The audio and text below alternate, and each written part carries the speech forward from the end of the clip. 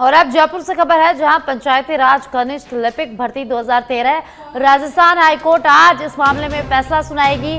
250 से अधिक याचिकाओं पर हाईकोर्ट आज फैसला सुनाएगी। जस्टिस समीर जैन की अदालत इस मामले में फैसला सुनाएगी।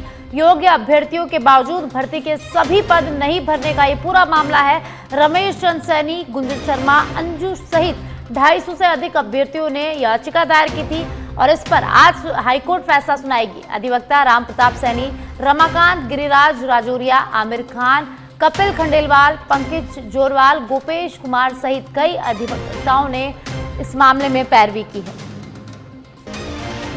तो जयपुर से इस वक्त की बड़ी जानकारी। पंचायती राज कनिष्ठ लिपिक भर्ती 2013 में राजस्थान हाईकोर्ट आज फैसला सुनाने वाली है। 250 से अधिक याचिकाओं पर आज फैसला सुनाएगी हाईकोर्ट। जस्टिस समीर जैन की अदालत इस मामले में फैसला सुनाएगी। योग्य अभ्यर्थियों के बावजूद भर्ती के सभी पद नहीं भरने का ये पूरा मामला है। और ज्यादा जानकारी के लिए एसोसिएट एडिटर निजाम कंटालिया मेरे साथ जुड़ गए हैं। जानकारी उनसे लेते हैं। निजाम, पंचायती राज कनिष्ठ लिपिक भर्ती 2013 पर आज राजस्थान हाईकोर्ट फैसला सुनाने वाली है, तो क्या कुछ ज्यादा जानकारी है? बिल्कुल, देखिए कि राजस्थान जो पंचायती राज कनिष्ठ लिपिक भर्ती 2013 है, करीब 10 साल पहले की, करीब कहीं 12 साल पहले की भर्ती। और इस भर्ती में भी पहले तो भर्ती होने में बहुत समय लगा। दूसरी बात, जब भर्ती हुई और उसमें जो पद रिक्त हो गए थे, उन रिक्त पदों को नहीं भरा गया था, जिसको लेकर करीब 250 से ज्यादा याचिकाएं जो है राजस्थान हाईकोर्ट में दायर हुई थी। इसमें सरकार का पक्ष और दोनों जो याचिकाकर्ता हैं, उन दोनों के पक्षों के फैसले के बाद हाईकोर्ट की एकल पीठ जो है, उन्होंने फैसला सुरक्षित रख लिया था। आज इस मामले में राजस्थान हाईकोर्ट वो फैसला जो सुरक्षित रखा, वो फैसला सुनाएगा और ये तय करेगा कि क्या इस भर्ती में जो पद हैं, पूरे पद नहीं भरे गए हैं, क्या उन पदों को भरा जाए या नहीं भरा जाए। देखिए क्या है, जिसमें याचिकाकर्ताओं का सवाल ये था, एक तो भर्ती होने में भी बहुत देरी हुई, दूसरी जब देरी हुई और उसके बाद कई जो अभ्यर्थी थे वो दूसरी नौकरियों में चले गए या फिर वो कुछ कारणों से जो उसमें शामिल नहीं हो पाए, तो वो भर्ती के जो पद रिक्त हो गए थे, वो निचले के जो उनके मेरिट के अनुसार जिनका नंबर आ जाना चाहिए था और जो वेटिंग में थे, उन लोगों से ये पद भरे जाने चाहिए, लेकिन गवर्नमेंट ने ये पद नहीं भरे थे। अभ्यर्थियों का यही कहना था, पहले तो भर्ती में देरी और उसके बाद जो उनको लंबे समय बाद जो पद रिक्त हुए उन पे भी उनकी, क्योंकि इस पूरी प्रक्रिया में उनका भी परिश्रम लगा है, उनकी मेहनत लगी है और सरकार का भी पैसा लगा है। ऐसे में पद जो है योग्य अभ्यर्थियों से भरे जाने चाहिए। बहुत बहुत शुक्रिया निजाम इस तमाम जानकारी के लिए।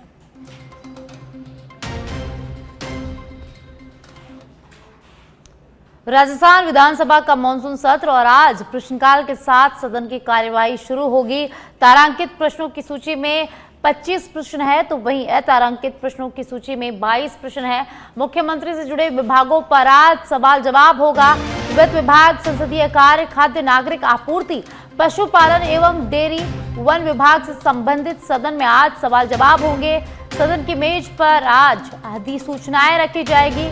वित्त, आबकारी, परिवहन एवं सड़क सुरक्षा विभाग की 6 अधिसूचनाएं रखी जाएंगी, तो वहीं पंचायती राज विभाग की 4, ऊर्जा विभाग की 2 अधिसूचना सदन के पटल पर संबंधित विभागों के मंत्री रखेंगे। विधानसभा में कारखाना विधेयक 2025 पर चर्चा होगी। सदन में चर्चा के बाद विधेयक पारित होगा। विधेयक में काम के घंटे में बदलाव के प्रावधान, महिलाओं को लिखित सहमति पर रात्रिकालीन पारियों में लगाया जा सकेगा। कर्मचारियों के काम के घंटे में बढ़ोतरी का प्रस्ताव भी रखा जाएगा। राजस्थान माल और सेवा कर द्वितीय संशोधन विधेयक 2025, कारखाना राजस्थान संशोधन विधेयक 2025, दोनों विधेयक सदन में चर्चा के बाद पारित होंगे। सदन में रखा जाएगा राजस्थान विनियोग विधेयक 2025। उप मुख्यमंत्री दिया कुमारी सदन के पटल पर रखेंगी। राज्य की समेकित निधि से राशि को निकालने के लिए विधेयक है। राजस्थान विधानसभा का मानसून सत्र प्रश्नकाल के साथ सदन की कार्यवाही शुरू होगी।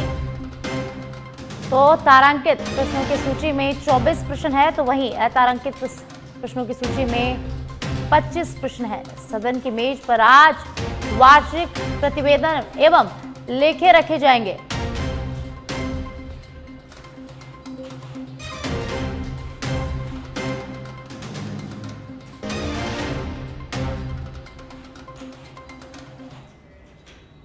और आप जयपुर से खबर है, जहां भारत गौरव टूरिस्ट ट्रेन से धार्मिक स्थलों का दिव्य दर्शन होगा। रामलला मंदिर, काशी विश्वनाथ, जगन्नाथ धाम और गंगा सागर तीर्थ इसमें शामिल है। 12 दिन की यात्रा और यह यात्रा 4 अक्टूबर से 15 अक्टूबर तक आयोजित होगी। उदयपुर से रवाना होकर चित्तौड़गढ़, अजमेर, जयपुर, सवाई माधोपुर से ये ट्रेन जो है वो सवारियां लेगी। होटल, आवास, भोजन, ट्रांसपोर्टेशन और मंदिर दर्शन की सुविधा उपलब्ध कराई जाएगी। वहीं सरकारी और पीएसयू कर्मचारियों को एलटीसी का लाभ भी यहां मिलेगा। तो भारत गौरव टूरिस्ट ट्रेन से धार्मिक स्थलों के दिव्य दर्शन होंगे।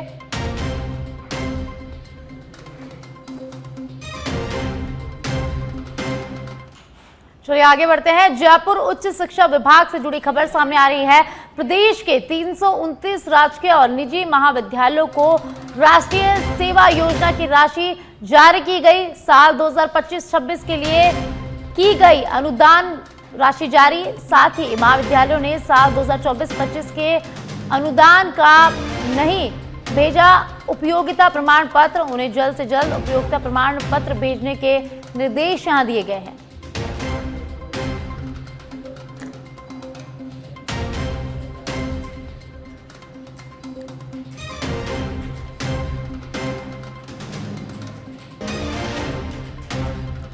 तो उच्च शिक्षा विभाग से जुड़ी खबर सामने आ रही है, जहां प्रदेश के 329 राजकीय और निजी महाविद्यालयों को राष्ट्रीय सेवा योजना की राशि जारी की गई है। साल 2025-26 के लिए अनुदान राशि जारी की गई है।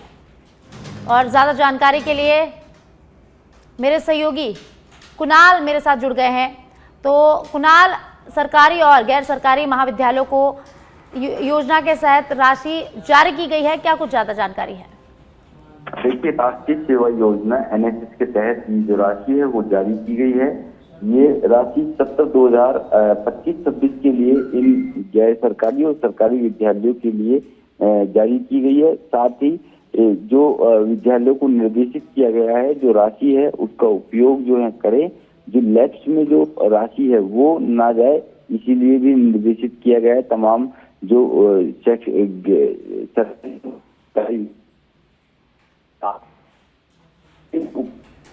पत्र जो है अनुदान के लिए जो उपयोगिता प्रमाण पत्र है वो भी भेजने के लिए जो है निर्देशित यहाँ पर किया गया है। जी, बहुत बहुत शुक्रिया कुणाल इस तमाम जानकारी के लिए। तो उच्च शिक्षा विभाग से जुड़ी खबर है, जहां प्रदेश के 329 राजकीय और निजी महाविद्यालयों को सेवा योजना की राशि जारी की गई है। और अब श्रीगंगानगर से बड़ी खबर सामने आ रही है, जहां श्रीगंगानगर में दुकान मालिक पर पेट्रोल अटैक किया गया।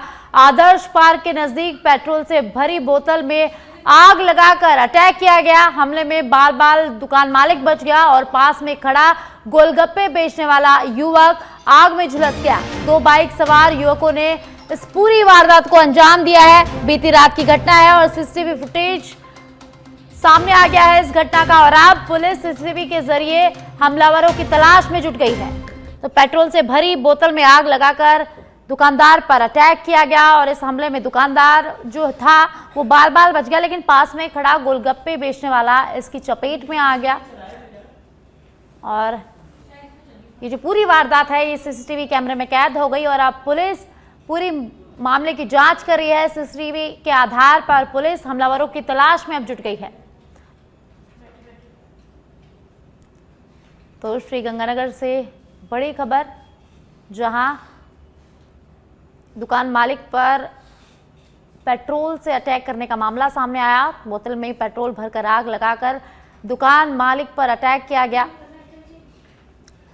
दुकान मालिक इस हादसे में बाल बाल बच गया, तो वहीं पास में खड़ा गोलगप्पे बेचने वाला इस हादसे में आग की चपेट में आ गया और वह झुलस गया। और अब पुलिस इस पूरे मामले की जांच कर रही है। ये पूरी जो घटना है वो सीसीटीवी कैमरे में कैद हो गई है और अब पुलिस सीसीटीवी कैमरे के आधार पर हमलावरों की तलाश में जुट गई है।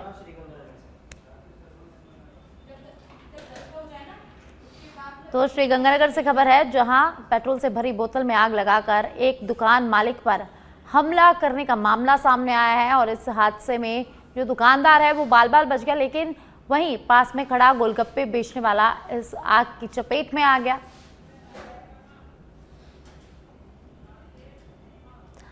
और ज्यादा जानकारी के लिए श्री गंगानगर से मेरे सहयोगी राकेश शर्मा मेरे साथ जुड़ गए हैं, जानकारी उनसे लेते हैं। राकेश, दुकानदार पर हमला, पेट्रोल अटैक करने का मामला सामने आया है, बोतल में भरकर ये आग लगाकर ये अटैक किया गया है, क्या कुछ ये पूरा मामला है? हाँ देखिए साक्षी, ये श्री गंगानगर के पुरानी आबादी क्षेत्र में आदर्श पार्क के नजदीक की घटना है। आदर्श पार्क की जो मेन रोड है वहाँ पर काफी आवाजाही रहती है, इस कारण वहाँ पे जो चाट पकौड़ी आदि की रेडियां भी लगी हुई थी, दुकान की वहाँ पास में दुकान भी थी। दुकानदार है वो लगभग देर का समय हो चुका था, इसलिए सारे जा चुके थे, लेकिन दुकानदार अपनी दुकान को बंद करके पास में बैठा था। इसके पास में एक कपड़े की दुकान और भी थी, उसके आगे चाट पकौड़ी की रेडी ले अचानक दो युवक नकाबपोश आए और आकर के उन्होंने बोतल के अंदर उनके पेट्रोल था और उसमें आग लगा करके उनकी ओर फेंक दी, उस व्यक्ति की ओर। लेकिन जो ही ये बोतल आई तो सचेत युवक अचानक से वहां से भाग गया और इसके कारण वो तो बाल बाल बच गया, लेकिन पास में जो चाट वाले थे, गोलगप्पे वाले थे, वो दो युवक इसकी चपेट में आ गए, वो काफी झुलस गए थे वो, और रातों रात वो वहां से फरार हो गए। तो इस घटना का सीसीटीवी फुटेज आया, तुरंत पुलिस को वहां पे इन्फॉर्म किया गया। घायल युवकों को स्थानीय जो अस्पताल है वहां पे ले जाया गया, हालांकि उनकी हालत अब खतरे से बाहर है और सीसीटीवी फुटेज के आधार पर स्पष्ट देखा जा सकता है कि किस प्रकार से वो दोनों युवक पेट्रोल की बोतल लेकर के आए। उन्होंने वहां पे आग लगा करके उनकी ऊपर की ओर फेंकी, जो कि रेहड़ी के ऊपर से होते हुए उन युवकों के पास गिरी और पेट्रोल चारों ओर बिखर गया और एकाएक जोरदार आग लग गई। तो युवक जो जिसके ऊपर हमला किया गया था वो तो वहां से तुरंत निकल गया, जिससे वो बाल बाल बच गया, लेकिन वो दोनों युवक उसकी चपेट में आ गए। जब बाद में पुलिस ने राकेश, क्या पता चल पाया है कि किस कारण से अटैक किया गया, क्या रीजन था इसके पीछे? हाँ, दुकानदार से पुलिस ने बातचीत की है। पुरानी आबादी थानाधिकारी ज्योति नायक और अन्य जो पुलिसकर्मी है उन्होंने सीसीटीवी फुटेज के आधार पर उन युवकों की तलाश कर रही है और जिस पर हमला किया गया था उससे जब बातचीत की गई तो उन्होंने स्पष्ट कहा कि मेरी किसी से कोई दुश्मनी नहीं है, ये कौन युवक थे, क्या थे, इस बारे में उसको कोई पता नहीं है। लेकिन फिलहाल चूंकि रात का समय था इसलिए सड़कें एकदम से ज्यादा भीड़ भाड़ यातायात नहीं था, इसलिए वो दोनों जो मोटरसाइकिल सवार जो हमलावर युवक है वो भागने में कामयाब रहे। लेकिन पुलिस का अनुमान है कि शीघ्र ही इनको गिरफ्तार कर लिया जाएगा, क्योंकि पुरानी आबादी क्षेत्र काफी घना क्षेत्र है, तो निश्चित रूप से आसपास के इलाके के अंदर ही कहीं होंगे, तो निश्चित रूप से यहाँ पे उनको गिरफ्तार कर लिया जाएगा। लेकिन जो युवक बता रहा है कि उनकी किसी से दुश्मनी नहीं थी, और लेकिन अभी और बातें इससे खंगाली जाएगी, सामने सब आएगा। लेकिन गंगानगर में इस प्रकार से पेट्रोल जो बोतल में पेट्रोल डाल करके हमला करने का ये पहला मामला है और निश्चित रूप से पुलिस को इससे काफी गंभीरता से लेना चाहिए। फिलहाल उन दोनों जो गोलगप्पे वाले युवक है उनकी हालत खतरे से बाहर है, वो हालांकि वो काफी जल गए हैं, हालत खतरे से बाहर है। जी बहुत बहुत शुक्रिया राकेश इस तमाम जानकारी के लिए।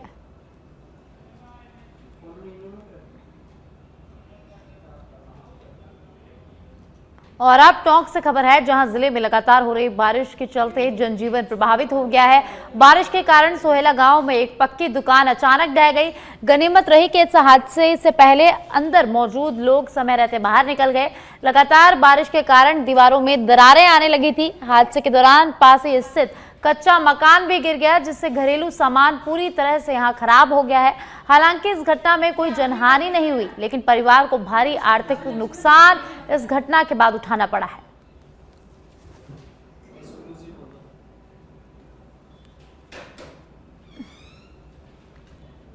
टोंक में लगातार बारिश का दौर जारी है। सोहेला गांव में एक पक्के मकान की छत गिर गई, वहीं पास स्थित एक कच्चा मकान भी यहां ढह गया है। हालांकि गनीमत रही कि इस हादसे में कोई जनहानि नहीं हुई, लेकिन जो पीड़ित परिवार है उसको आर्थिक नुकसान यहाँ उठाना पड़ रहा है, उसको आर्थिक नुकसान यहाँ हुआ है। एक्सक्लूसिव तस्वीरें आप अपने टेलीविजन स्क्रीन पर देख सकते हैं टोंक से, जहां भारी बारिश के बाद एक पक्की दुकान ढह गई और वहीं पास में स्थित एक कच्चा मकान भी यहाँ ढह गया है।